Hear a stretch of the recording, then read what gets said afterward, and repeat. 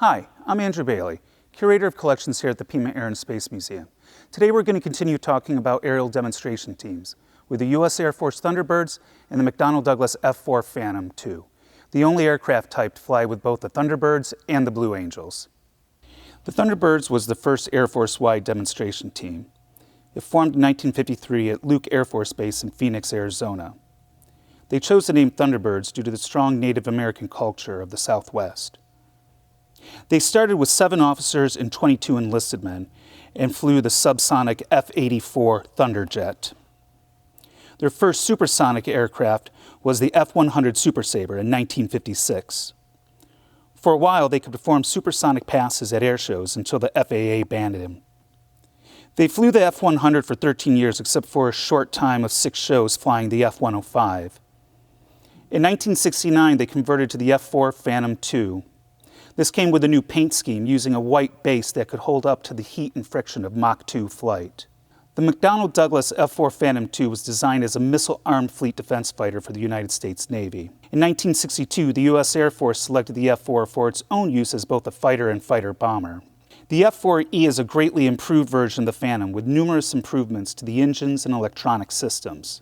The most recognizable change is the addition of an internally mounted gun for air-to-air combat mounted under the nose of the aircraft. This addressed the greatest combat weakness of the Phantom. The F-4E is the most produced version of the Phantom with a total of 1,387 built for the U.S. Air Force and foreign customers. The museum's aircraft was delivered to the Air Force on December 16, 1967. In May of '69, after going through a modification, it was accepted by the U.S. Air Force Thunderbirds. It flew with the Thunderbirds until December of 1974. The rest of its career saw it flying with various tactical fighter wings and also converted into an F-4E for use as a chase plane for cruise missiles. In April of 1994, it was loaned to the Pima Air and Space Museum by the National Museum of the United States Air Force. The Thunderbirds continued to fly the Phantom until 1974, when they transitioned to the Northrop T-38 Talon trainer due to the fuel crisis. They flew the Talon until 1983, when they transitioned to the General Dynamics F-16 Fighting Falcon, a return to a frontline fighter. They have been flying the F-16 ever since.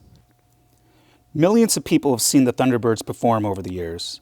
I remember the first time I saw them perform in the late 80s. I went to the Rochester International Air Show in Western New York with my father. I'll never forget seeing the bright red, white, and blue jets flying across the sky. In 2006, Nicole Malachowski became the first female pilot to fly with the Thunderbirds.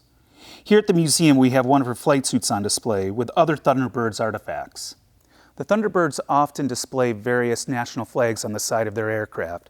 The flags denote all the countries that the Thunderbirds have performed in. I hope you enjoyed this look at the U.S. Air Force Thunderbirds and the McDonnell Douglas F-4 Phantom II.